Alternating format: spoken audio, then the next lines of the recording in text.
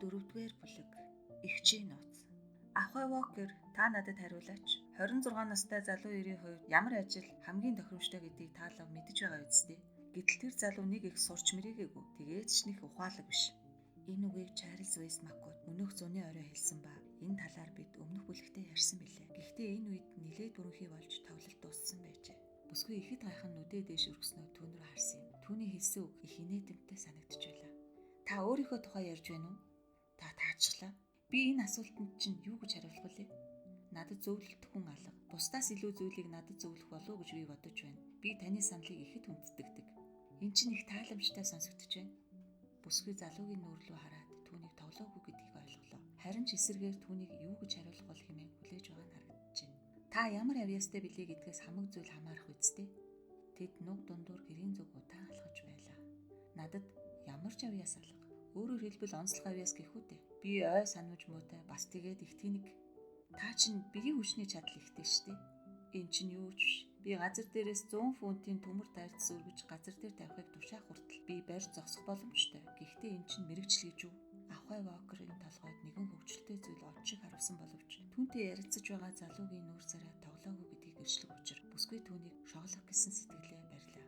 Би засмал зам дээгүүр ундаг дугуйгаар 4 минут 50 секунд. Харин хотоос зайдуу газар 5 минут 20 секундэд хүртэл чадна. Гэхдээ үүний ашиг тус гэж юу байна?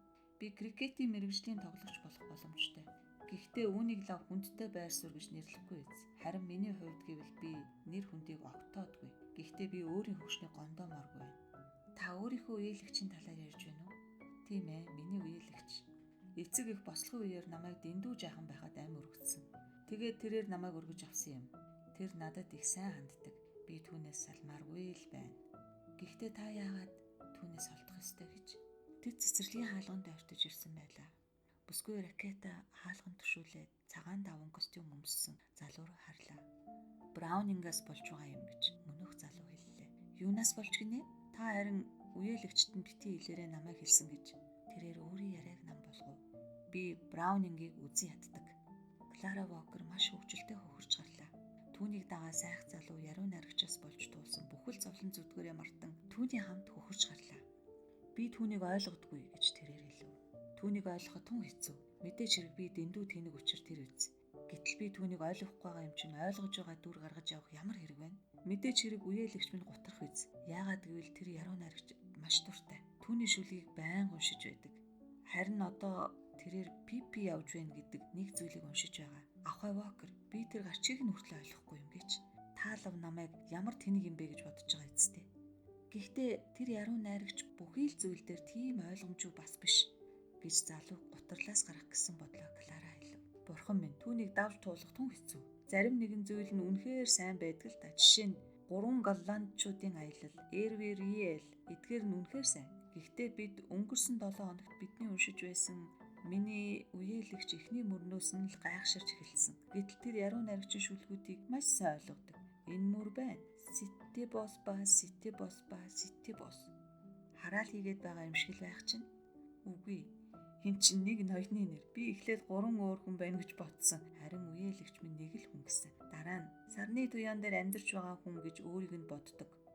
Энэ бол маш хүншүлэг байсан. Клара Walker инээлээ. Та түүнээс болж үеэлэгчээс салах хэрэггүй гэж тэрээр хэлв. Та байхгүй бол тэрээр ганцаардна гэдгийг бодолцох хэрэгтэй шүү дээ. Мэдээж хэрэг би энэ талаар бодсон. Гэхдээ миний үеэлэгч бас хөвгшөрчгөөргүй. Бас тэгээд их сайхан эмэгтэй гэдгийг битгий мартаарай. Ирчүүдэд түүний дургүй зан ямар нэгэн хүн дээр тодорхой тусдаг гэж би бодохгүй байна. Тэр дахиад нөхөрт гарч болно. Хэрэг тэгэх юм бол би тэрэгний 5 дахь түгэнд болон хувирна. Түүний анхны нөхөрт амьд зэрүүн байх үед бас тэгээд намайг хүүхэд байхад бүх зүйл сайхан байлаа. Гэхдээ та сонсооч, хадагта Вестмакот дахиад нөхөрт гарна гэж хэлэх гээд байна да та гэж Клара түүний үгийг ихэд хайхан хүлээж авлаа. Залуу ир түүн рүү харахад ямар нэгэн зүйл асуух их хүсэж байгаа нь нүднээс нь л тарагдж байсан юм. Гэхдээ энэ бол зүгээр таамаг төдий гэж тэрээр хэлв. Гэхдээ ийм зүйл хизээ нэгэн цагт болох магадлалтай. Тиймээс л би юу хийж болохоо мэдэх гэсэн юм. Би танд тусламаар л байна гэж Клара хариулв. Гэхдээ би ийм зүйлийн талаар маш бага юм мэддэг. Би аавтайгаа ярьж болно. Тэр туршлагатай хүн шүү. Тэгээч та аавтайгаа яриад өгөөч. Би танд талархах болно. Заавал ярилцсанаа. Харин одоо би тантай салах ёс гүйцэтгэх хэрэгтэй. Ноён Вестмакот намайг алга байгаа учраас аавын сэтгэл зовно. Сайхан амраарай Ахуй Walker. залуу хилээ салах эсгүйцсний илрэл болгон давуу малгайгаа тайлан харанхуй руу алхлаа. Тэр хоёр нуг дээр хамгийн сүүлчийн хүмүүс болов уу гэж Клара бодож байсан бөгөөд гэр рүүгээ орох шатан дээр зогсож байх зууртаа эргэн хартал хоёр бүдэг зүйлс олж харсан ба тэд гэрийг чиглэн алхаж байлаа. Тэр хоёрыг ойртож ирэхэд Гайрол Дэнер болон өөрийн дүү Ида нарыг танилаа. Кларагийн чихэнд тэдний дуу хоолой хүрч харин дараа нь хүүхдийн гэмээр чанга хөхрөх чимээ гарав. Би баярлаж байна гэж түүний дүү хэлв. Энэ бүхнийг сонсоход их тааламжтай байна. Таны үг миний гайхшлыг төрүүллээ. Би ямар их баярлаж байна. Ида чи юу? Энэ Клара байгаа юм уу? Ноён Дэнер би гэртээ харих хэрэгтэй байна. Баяртай. Дараа нь харанхуй чивнэх Идагийн инээх ба ахаа Вокер баяртай гэх үг сонсогдов. Клара дүүгийнхаа гараас бариад хоёулаа нээлттэй байх шилэн хаалга руу орж явсан юм. Эмч өөрийн албан тасалгаанд орсон учраас хоолны өрөөнд хинч байсангүй. Буфет дээр асах улаан шийдэн, улаан мод болон дотор нь өрөөстэй байх тавг зэрэг дээр туссан боловч том өрөө муу гэрэл төснөөс болоод өрөөнд харанхуй байлаа. Ида том гэрэл асаахаар гүйх гэтэл Клара түүнийг зогсоолов. Надад энэ тайван гэрэл их сайхан байна гэж тэрээр хэлв. Бид яагаад энд жилчж болохгүй гэж хэлээд эцгийнхээ улаан хилэнгээр бүрсэн буудан дээр суухад Ида хөлөнд нь байх жижигхэн сандал дээр сууж тэгээд эгч рүүгээ доороос дээш харах зурт түүний уруул дээр инээмсэглэл тоторно. Харин хацарт нь шоглох маяг илт мэдрэгдэж байлаа. Кларагийн нүүрэн дээр ямар нэгэн түгшүүр бичигдсэн боловч дүүгийнхээ элен талангүй нүд рүү харамгт тэр даруйда замхран алга болсон юм. Чи надад ямар нэг юм хэлэх гэж байна уу хонгор минь гэж тэрээр асуув. Ида уруулаа цорволгосноо мөрөө авчлаа. Тэгээд л прокурор буруутгах үгээ эхлүүлнэ гэж тэрээр хэлв. Чи намайг байцаах гэж байна уу Клара? Худлаа л гэж битгий хэлээрэй дээ. Би лав чамд тэр саарл фулиар дайшинцыг өөрчлөхийг зөвлөх байна. Хэрэв түүнийг ямар нэгэн зүйлээр чимж бас тэгээд шин цагаан цам зойж өгөх юм бол шин юм шиг л харагдах болно. Харин одоо их муухай харагдаж байна. Чи нүүдээгээр дэндүү удаан байсан гэж метршгүй Клара хэлв. Тийм ээ, би баг зэрэг хожимдсан. Гэхдээ чи ч бас тэгсэн биз дээ. Чи тэгвэл надад ямар нэг юм хэлэхгүйз гэж тэрээр хэлээд чанга дүгээр инээж гарлаа. Би ноён Вестмаккоттой ярилцсан. Харин би ноён Дэнвертэй Клара. Чи надад үннийг хэлээч. Чи ноён Дэнверийн талаар юу гэж бодож байна? Тэр чам таалагддаггүй. Үннийг хэлээрэй. Үннийг хэлэхэд тэр надад таалагддаг. Тэр миний таарлаж байсан бус залуучуудтай харьцуулахад явсархгүй. Тайван их эвэрлэхэд гэр. Гэхдээ хонгор минь би чамаас дахиад асуумаар байна. Чи надад ямар нэгэн зүйл хэлэхгүй юм уу? Клара яг ээж шиг дүүгийнхээ алтан шаргалсыг хэлснэ. Түүнрүү тонгойж ямар нэгэн зүйлийг сонсхийг хүсч байлаа. Идан Гайрол Дэнвертэй гэрлээсэ гэж тэрээр хамгаас илүү хүсч байлаа. Тэгээ зогсохгүй нуг дээр сонссон ярианаас нь ойлгох юм бол тэдний хооронд ямар нэгэн хэлцэл байгаа бололтой. Гэвч Ида юу ч хүлээн зөвшөөрөхийг хүсэхгүй байсан бөгөөд зөвхөн уруул дээр нь сахилахгүй гэмээр инээмсэглэл тоторно. Харин ёроолгүй мэт цэнхэр нүдэнд нь хөхрөх гэсэн хүсэл дүрлэлцэн. Тэр саарл фулириан даашинц гэж тэрээр хэллээ. Бяцхан зовоогч. Тэгвэл би өөрийн ээлжинд чамаас нэг зүйлийг асууя. Чи надаас яг тийм асуулт тавьсан шүү дээ.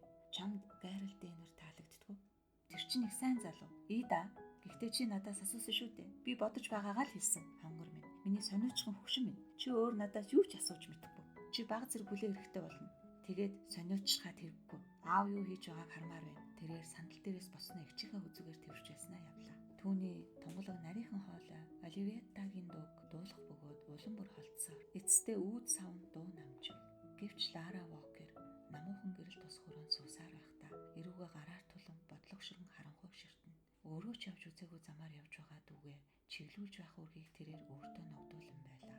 Ээжигээ насарснаас хойш Клара хизээч өөрийнхөө тухай бодож байгаагүй. Харин ч зөвхөн эцэг болон дүүгийнхээ талаар санаа тавина. Өөрийгөө тэрээр их муухай гэж үздэг ба ямар нэгэн хэмжээгээр төгөлдөр унгасан алгаа гойлог бий байхгүй гэж тооцсон. Тэрээр өөрийнхөө нүрийг толон тарахтаа хувирлал нь маш амархан болж байдаг гэдгийг олж хардаггүй. Гэтэл гүн харамсал, өрөвдөх, ээлдэгхэн байдал зэрэг түүнд их сайхан байдлыг бий болгож зовж шаналж байгаа бүх хүмүүс түүнд татагдана. Жишээ нь өнөө орой л гэхэд ойлголт муутай Чарльз Вестмаккотыг татж чадсан байлаа. Хинт ч хайртай болж чадахгүй гэж тэрээр бодно. Ида харин хөвгөлтэй, жижигхэн, өхөөрдөн, хөөрхөн зантай. Нүүр цацрах мэт учир хайр сэтгэлийн төлөө төрсөн болов гэмээр. Тэр нь тэгээд төрөлхийн зан юм. Ида их залуухан дэндүү гинэв. Тиймээс дэндүү хол дураар нь явуулж болохгүй. Ялангуяа аюултай аялалд бол бүхч болохгүй. Мэдээж хэрэг Гайролд болон дүүгийнх нь хооронд ямар нэгэн хэлцэл байх шиг. Зөөлөн сэтгэлтэй эмэгтэй хүний хувьд Кларагийн сэтгэлийн гүнд бусдын гэрэлтдийг зохицуулах гэсэн бодол байсан бөгөөд ирчүүд дотроос Идаг даатгах болох хүнээр Дэнүрийг сонгожээ. Өөрийн зорилт хүн амьдралдаа ямар сайхан зүйл болох талаар тэрхүү залуу нэг бус удаа хэлж байсан да. Тэр залуу их сайхан зантай, өндөр зориг чиглэлтэй хүн. Гэхдээ бүх зүйлийг нууцлаад байгаа нь таалагдахгүй байсан бөгөөд Ида их болсон талаар ярихгүй байгаад баг зэрэг дургуйлахад суулаа. За яах вэ? Хүлээн. Хэрэг боломж болбол маргааш өдөр нь Гарл Дэнвэртэй чухал ярныг өрнүүлэх болно. Магадгүй түүнээс мэдэх гэсэн зүйлээ мэдэж болох үсттэй. 4-р бүлэг төгсөв. Та бүхэнд манай сувг таалагдсан бол лайк болон subscribe хийгээрэй.